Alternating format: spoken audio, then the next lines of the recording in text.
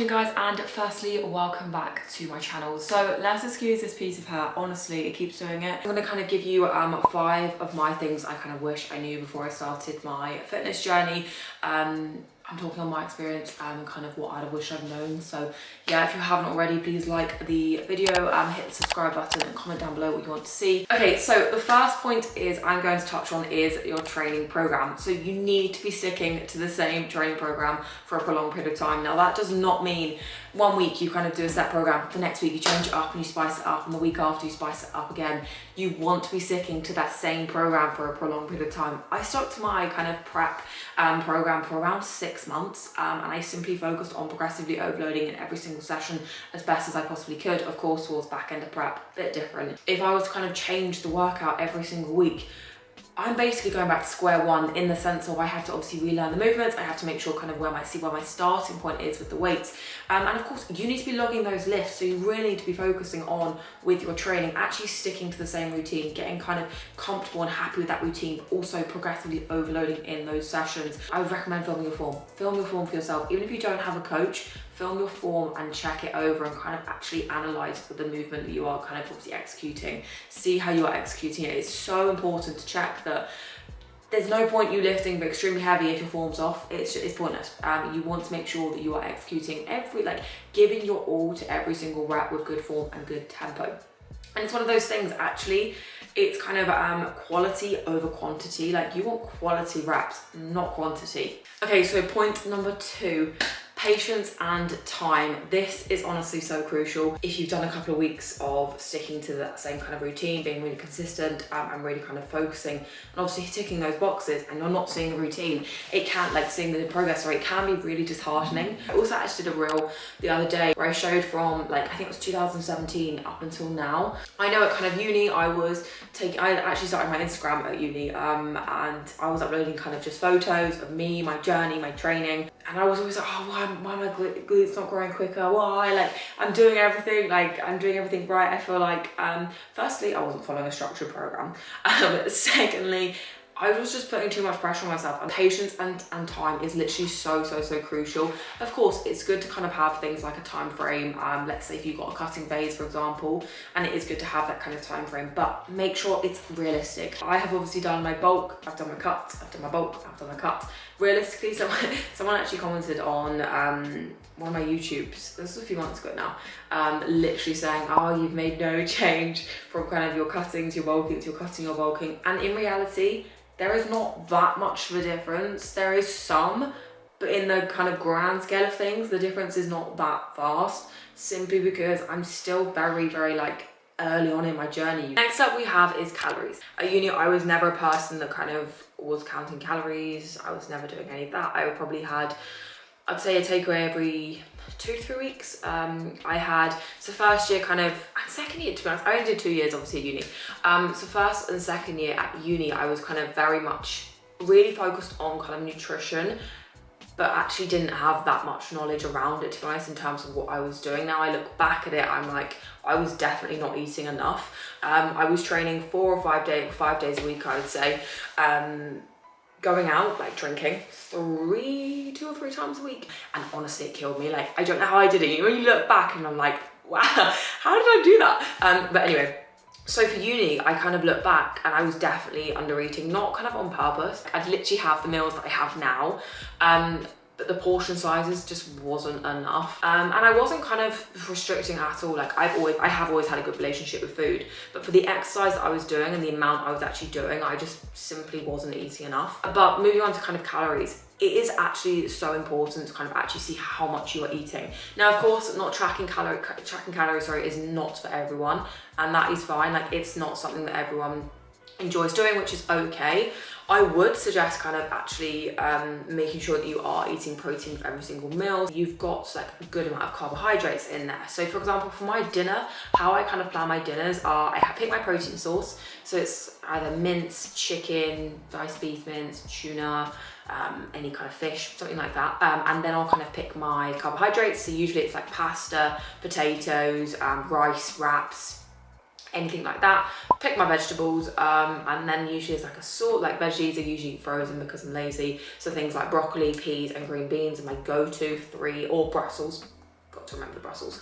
They're like my 4 go-to, and then I'll kind of have the sauce, and then obviously that's got your kind of a big balanced meal in there.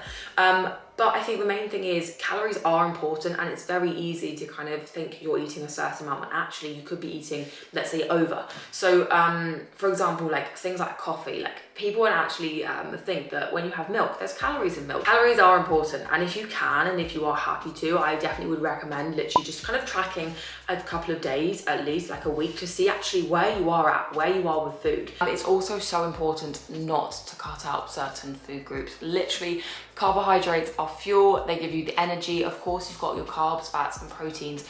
And if you kind of have a tiny bit of an understanding of them, you will know that kind of carbs are so important. And of course, you can have balance, and this kind of leads on to that kind of next point. Fitness is not a chore. Fitness is there to kind of better yourself, for you to feel good, to get you moving, for your mental health, just in general, like health in general.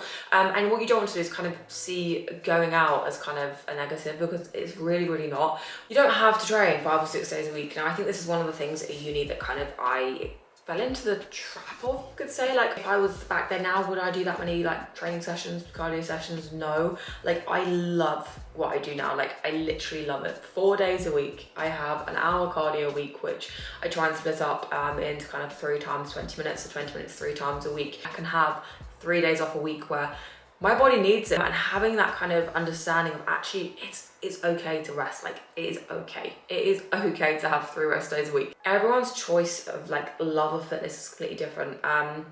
Some will love running, some will love boxing, some will love yoga. You do not just have to do kind of like the typical bodybuilding style, because that's what you may see on Instagram. You may not kind of, you don't have to copy your kind of favorite influencer or anything like that. You have to do with what you enjoy. So myself, like for cardio, for example, I hate the Stairmaster, and if anyone sees me on the Stairmaster, I am not okay. But like the bike we have at home, we've got the treadmill as well, and for us that's what I enjoy. It's easy, get it done. I can listen to maybe a podcast, or I get back to some questions, like on a question box, and that's what I enjoy. So diverting back to the kind of main point, fitness is not a chore, and you really have to kind of look at it as actually it's moving your body, it's time to spend time with yourself and actually focus on kind of bettering you and really focusing on pushing yourself to a kind of a point where maybe actually you didn't think you could do. Okay, so final one is lifting weights is not going to make you manly, and this honestly is so important. I have done a couple of reels on this, kind of touching on the fact that muscle growth, it takes such a long, like kind of long time. Obviously this links back to number 1, like point 1. But if you start lifting heavy, it does not mean you're instantly gonna look like a man. Like, it does not happen like that. And so I've completely changed my position because it was literally unbearable, right? So as I was kind of saying, lifting weight will not make you manly. If you're kind of in that situation where actually you are currently on kind of the cardio machine and you're kind of avoiding going into the weight section because you feel like maybe people are like watching you, and it's kind of intimidating. Of course, there's gonna be that 0.01% where yes, maybe there may be one person, like 0.1, like in the gym, where maybe they are kind of watching for the wrong reasons, but go and tell someone if that is the case. But 99.9% of people are not watching you in the gym. They are literally going into the gym to kind of work on themselves, and literally to go in there to get the job done for themselves and to come back out. And it's so important to kind of remember that if you are intimidated, take those baby steps. Get yourself a PT in your gym, in your local gym, and kind of get them to show you around, get them to kind of show you obviously to the correct form for exercises, what exercises you can do. Maybe just stick to machines to begin with instead of kind of opting for the free weights. There's kind of lots of things you can do to gradually taper yourself kind of into it and kind of get more confident. I am lucky, I kind of had mum and half to kind of help me get into that. And I actually at uni, I joined a lifting kind of class. So it was basically where there's a group of us girls, it was like a group of 4 girls, 4 guys, that basically just literally met up every single week. We trained all together, and that was literally it. It was the best thing. That we had fun, I had so much fun.